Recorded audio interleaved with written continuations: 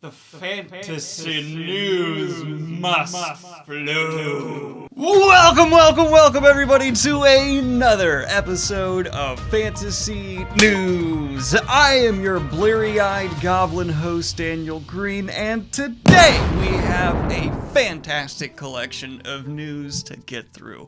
Starting with the fact that there is a release coming from the multi-talented Janelle Monae for the sci-fi landscape, and I could not be more excited. If you do not know, Janelle Monae is a singer, songwriter, actress, all-around incredibly talented person, and now based off her hit album, she seems to be having a release through HarperCollins titled The Memory Librarian and Other Stories of Dirty Computer. Janelle Monae is one of the people I have the biggest crush on, and so I'm gonna read this, and I love you. She's one of those people who's just frustratingly good at everything. But moving on from there, we also had a very exciting announcement from Patrick Rothfuss about Doors of Stone. No clickbait, no BS. It looks like we might actually be getting our first look if a certain charity goal is hit. That's already halfway to being achieved, let me clarify. Now, on a live stream, Patrick Rothfuss said if he managed to raise over 300k for the charity he was streaming for before he beat the Ender Dragon,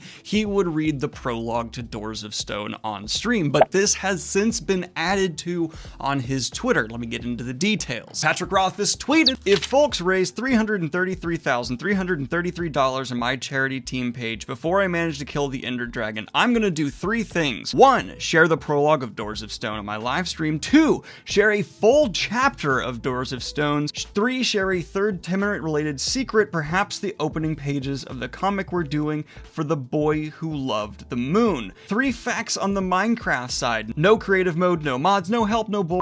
I'm playing it straight. I'm streaming the whole thing. While I am possessed of a vast base cunning, I am not particularly good at Minecraft. I've never beaten the End Dragon before." I think he means Ender Dragon, but same thing. 3 facts on the charity side. My team page has already raised $114,000. All donations are currently being matched. Every $10 you donate makes the world a better place and gets you a chance to win a signed book, cool games, and other prizes. I myself am going to go ahead and donate $100. I'm not necessarily a huge King Killer fan, but I just believe in supporting good causes, and I like what Patrick Rothfuss is doing here. So go ahead and have my $100 donation, which with the donation match means it's going to be $200, getting you closer, Doors of Stone fans. And it's strange that as someone who's not a huge King Killer fan, I've often been forced into the position of defending Patrick Rothfuss, but I really like what he's doing here. I've seen some people pushing back that this is somehow him trying to get hype or stuff. I don't like that very negative, nihilistic view of people with clout using their clout to help charity, because at the end of the day, they're helping charity, and that's all that matters. I don't care if you're doing it for clout, and Patrick Rothfuss doesn't seem like the kind of guy who would do that to me. But let me know what you think of this in the comments down below, and I of course will have a link in the description down there if you want to keep track of his streams. Go ahead and follow him and see how close we're at. I'll have the number up right now where his raising is at. There it is. I don't know what it is because I forgot to check, but now in editing you get it right there. Look at that. It's right there. Now I quickly want to give a shout out to friends of the channel, Kings and Generals. The founder of that channel has helped me immensely in my YouTube career, and the least I could do is give a little bit back with their new sci-fi fantasy endeavor. Kings and Generals, if you don't know, is probably, in my humble subjective opinion, the most impressive history channel here on YouTube, and now they're endeavoring into the sci-fi fantasy space. Warriors and Wizards is their new delving into exploration of battles, historic events, and campaigns throughout the sci-fi fantasy landscape. And they'll be doing deep dives into some of the most iconic moments in the histories of these genres, and yes, I already watched their first video on my live stream on Twitch, and it was magnificent. If you'd like to see more content like this, go ahead and subscribe to them, and from what I understand, they'll probably be very open to fan suggestions, so I'm currently pushing for them to do some Red Rising and Stormlight Archive. That'd be fun, please do it. And Poppy War. Oh, do Poppy War. That would be awesome. And I know we've had some exciting casting news. Let's go ahead and talk about it. For the Last of Us adaptation, as Nick Offermen has officially been tapped to be attached to HBO's live-action Last of Us show alongside Pedro Pascal and Bella Ramsey. This might be a controversial opinion. I am a Nick Offerman fan. I love him in Parks and Rec, and I think his stand-up is pretty great, but I have a really hard time believing him in more serious roles I've seen, so I'm gonna ask, is my audience recommend some more stuff where he's given really strong performances if it's out there, so I can be won over, because my initial reaction to this is, I'm not saying bad or good, I just haven't really seen him in a role where I'm like, oh yeah, he would fit into a Last of Us adaptation. And that's coming from someone who, again, I consider myself a fan of him. And now, a quick look at my cat and a word from today's sponsor. Avasti Pippums, it is time for the campfire. I know you've wanted to write your fantasy world for leagues, I say, and now you shall finally have the tools to do it. Because with Campfire, even a kitty cat can write the fantasy epic of their dreams. Yes, even you, the lowly viewer of the Goblin Clan, can pick on up the Campfire tools, choose your own price, and get the next massive fantasy epic ousted from your brain and into the pages. Whether it is the character organizers, the maps, the community within the Discord, or the fabulous YouTube channel to walk you through how to use this powerful tool, you will not make simple mistakes like framing the camera too low so that you can't actually fit your head in the frame. Okay, Pips, I'll let you out, for the love of God. All you have to do is look at the link in the description, click it, and it will take you to Campfire today, where you can choose that price, download the specific tools you want to use, and get started today. But you know, Campfire's longtime sponsor, probably the one I like the most here on the channel. If you want to check them out, do it, so bye! And last minute fantasy news updates. We also had my plugin stop working for giving people credit, so sorry, I'm still working on that. I don't know why they keep breaking. But we also had a trailer drop, again, for The Matrix 2 Resurrections, and I'm really not sure how I feel about this. I want it to be good so bad, and it looks pretty okay, but I'm still not entirely sure.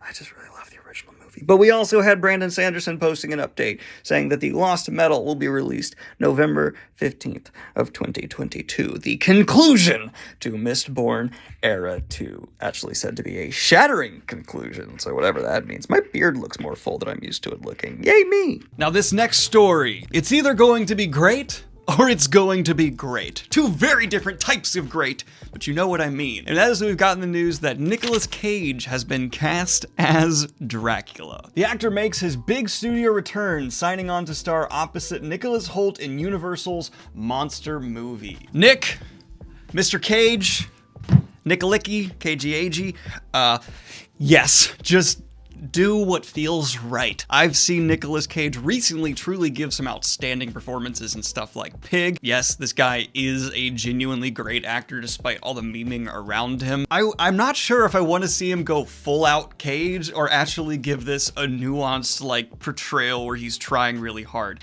And I'm asking you once again, which would you rather see? A meme Cage or a serious Cage? I switched them. Okay, a meme Cage or a serious Cage? Let me know, because I can't decide. I mean, he's been a vampire before, and that's when we got the full alphabet from him, which that was fantastic. A, B, Z, D, E, F, G, H, I, J, K, L, M, N, O, P, Q, R, S, T, U, V. I have done that many times in my life. And for just like new upcoming fun animated kids looking stuff for fantasy, we also got Hilda and the Mountain King official trailer, and this looked downright adorable. Dare I say delectable?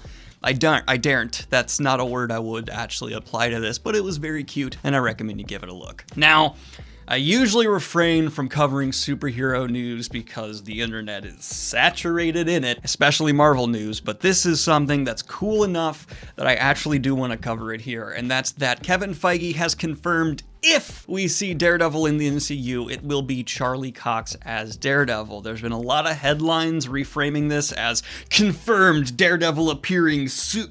All he said verbatim was, if you were to see Daredevil in upcoming things, Charlie Cox, yes, would be the actor playing Daredevil. Where we see that, how we see that, when we see that remains to be seen. Sorry, I'm like abusing the shit out of my mic. So unless there's been some update from this I've yet to see, I would tamper expectations because I'm excited to see Charlie Cox back. I would also like to see the Luke Cage actor recurring, as well as the Jessica Jones actor and the Punisher actor. Iron Fist, let's Let's just forget that happened. But it's not like he's confirmed to be in anything yet. Granted, there's been a ton of MCU leaks out there I've been purposely avoiding, so if it has been confirmed he's in something I don't know about, don't tell me.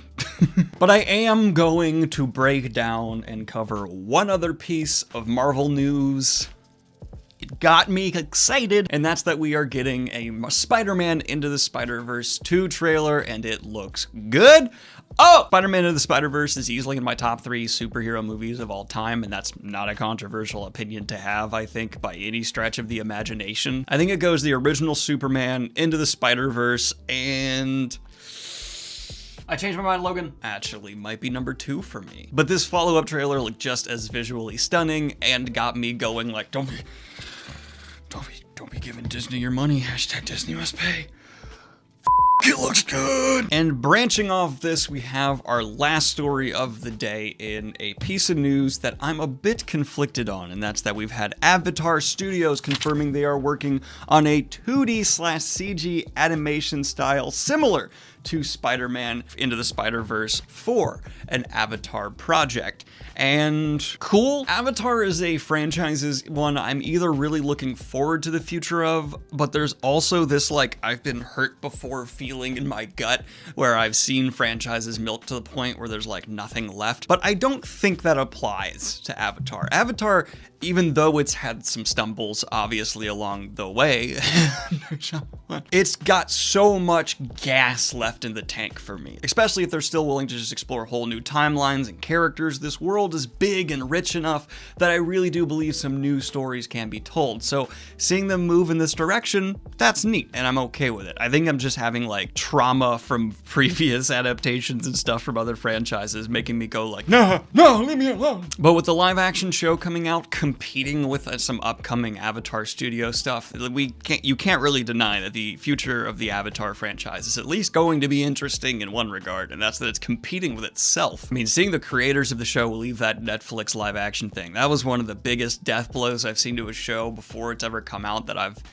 ever seen. That was But hey, maybe the live action show will still manage to pull out a W. Obviously, I'm always hoping for stuff to perform well, and I'm curious what the fans are gonna be saying. Anyway, everyone, thank you so much for tuning in to the latest episode of Fantasy News. Like and subscribe if you have not already, and hit the Patreon if you want to support what I do here. Have a good one, y'all. Peace. Oh, and I'm going to be launching a second channel called The Discussion. It's linked down below if you'd like to subscribe to it to see some long-form, lower-edited discussion videos from me with other people and content creators. Go ahead and give it a look.